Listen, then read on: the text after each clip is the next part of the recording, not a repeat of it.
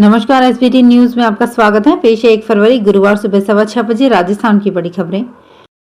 वाराणसी जिला कोर्ट ने बुधवार को ज्ञानवापी के व्यास जी तहखाने में पूजा करने की इजाजत दे दी है। इस तहखाने में 1993 से पूजा पाठ बंद था, यानी 31 साल बाद यहां पूजा पाठ की इजाजत दे दी गई है।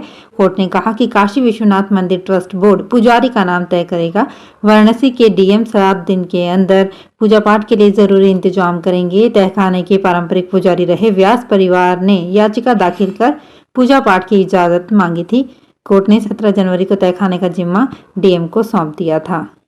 कोर्ट के आदेश पर डीएम ने मुस्लिम पक्ष से तहखाने की चाबी ले ली थी। डीएम की मौजूदगी में 7 दिन बाद यानी 24 जनवरी को तहखाने का ताला खोला गया था। संसद का बजट सत्र बुधवार 31 जनवरी को शुरू हुआ। सत्र की शुरुआत राष्ट्रपति द्रौपदी मुर्मू के अभिभाषण के साथ हुई। ये नए संसद भवन में उनका पहला संबोधन था। राष्ट्रपति ने राम मंदिर से केवल आर्टिकल 370 तक का जिक्र किया। उन्होंने कहा, राम मंदिर की आकांक्षा सदियों से थी, जो इस साल पूरी हुई। सत्र की शुरुआत से पहले प्रधानमंत्री मोदी ने संसद के बाहर मीडिया को संबोधित किया। उन्होंने कहा, आदतन हुड़दंग करना जिनका स्वभाव बन गया है, उम्मीद है मौजूदा संसद के आखिरी सेशन में ऐसे सांसद आत्मनिरीक्षण करेंगे। प्रधानमंत्री ने अपने भाषण के आखिर में कहा, राम राम। संसद का बजट सत्र 31 जनवरी से 9 फरवरी तक होगा। इसमें 8 बैठकें होंगी। आज 1 फरवरी को वित्त मंत्री निर्मला सीतारमण अंतरिम बजट पेश करेंगी। बिहार में भारत जोड़ो न्याय यात्रा में कांग्रेस सांसद राहुल गांधी की सुरक्षा में बड़ी चूक सामने आई है। जिस एसयूवी की रूफ पर राहुल गांधी बैठे थे, उसका कांच टूटकर गिर गया। इससे भगदड़ मच गई। यात्रा पश्चिम बंगाल के मालदा जिले में पहुंचने पर कांग्रेस सांसद अधीर रंजन चौधरी ने कहा, पीछे से किसी ने पत्थर मारा होगा। पुलिस अनदेखी कर रही है। अनदेखी के चलते ये घटना घटी। ऐसे कोई बड़ी घटना भी हो सकती है। हालांकि कांग्रेस ने इसका खंडन किया। कांग्रेस की राष्ट्रीय प्रवक्ता सुप्रिया श्रीनेत ने कहा कि राहुल से मिलने अपार जनसमूह आया हुआ था। एक महिला उनसे मिलने के लिए जब एकदम से आगे आ गई, तब कार को अचानक रोकना पड़ा। सुरक्षा घेरे में इस्तेमाल किए जाने वाले रस्सी से कार की विंडशील्ड टूट गई।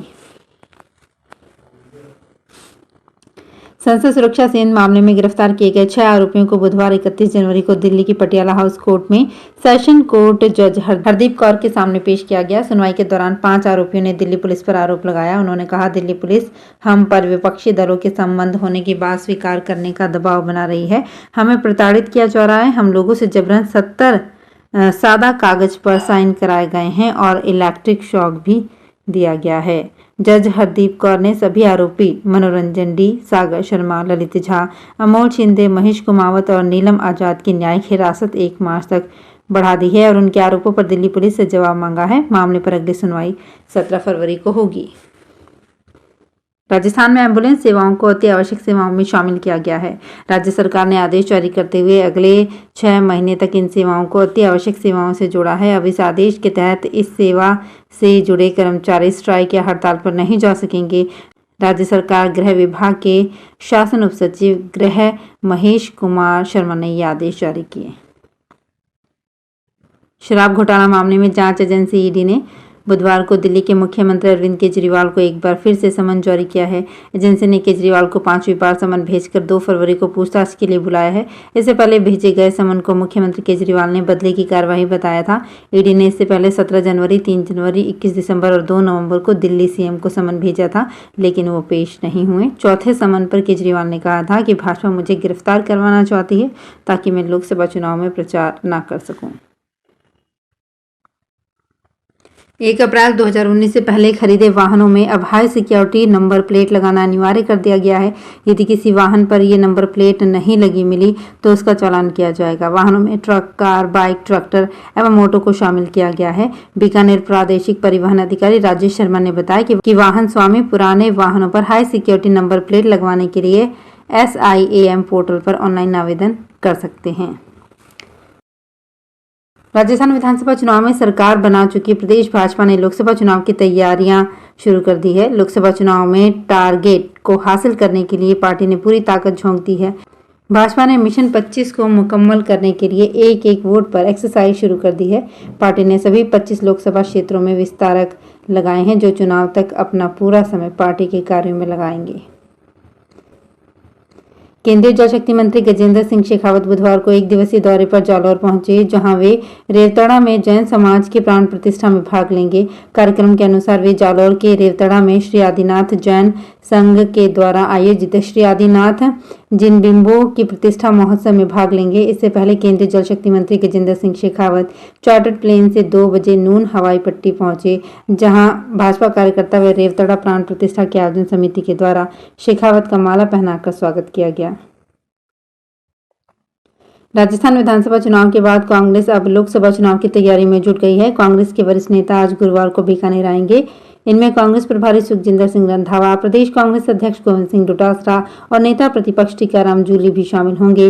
लोकसभा चुनाव और भारत जोड़ो न्याय यात्रा के तहत लोकसभा कार्यकर्ता संवाद अभियान चालू किया गया है। गुरुवार रात 8 बजे रंधावा, प्रदेश कांग्रेस अध्यक्ष गोविंद सिंह डोटासरा और विधानसभा में नेता प्रतिपक्ष जूली सर्किट हाउस पहुंच जाएंगे।